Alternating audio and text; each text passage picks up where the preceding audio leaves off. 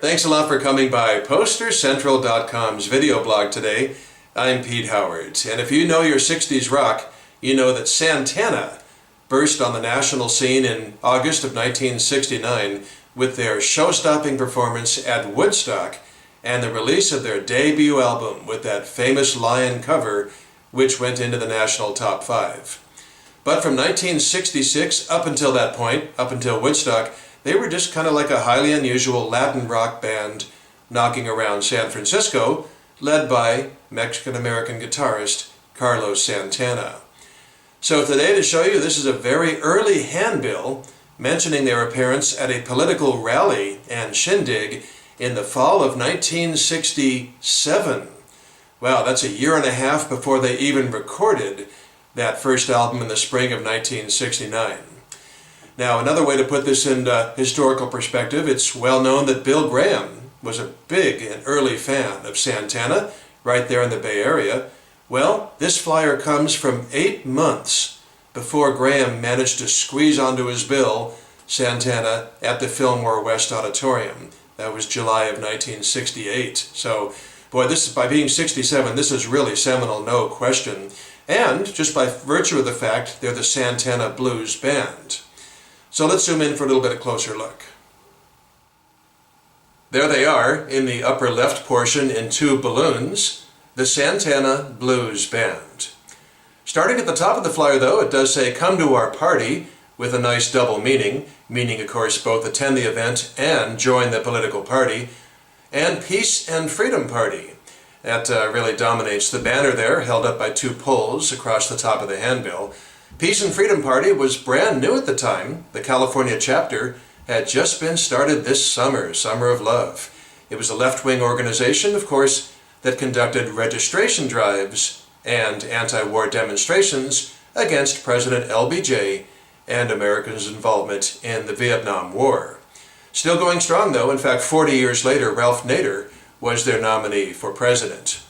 But anyway, enough about politics. This is a music blog, so on the left-hand side there, under Santana Blues Band, you've got Lighthouse in a big circle, and even a little lighthouse pictured in the center of that circle. This is not the famous, more famous Canadian band that came along in the late 1960s.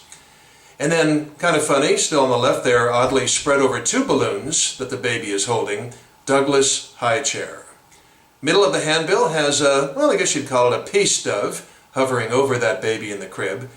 And then on the right-hand side, you've got big circle, the biggest circles of all, so I assume they were sort of the headliner, and that would be Mount Rushmore, a heavy blues rock psychedelic band from the Haight-Ashbury district.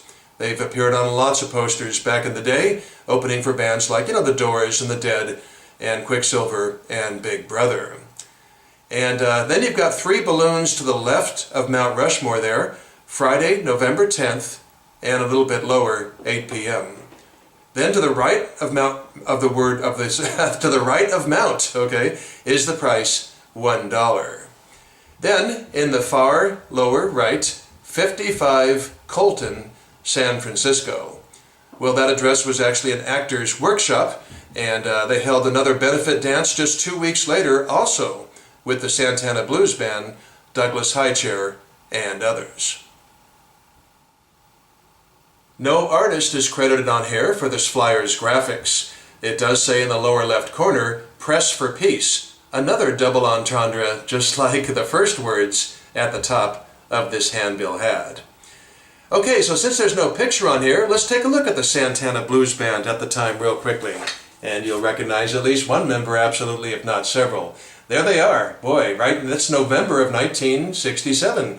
And you've got left to right Carlos Santana, of course, Marcus Malone on percussion wearing the hat, Greg Raleigh playing the Hammond B3 organ and singing, naturally, such things you'd recognize later as Evil Ways and Black Magic Woman.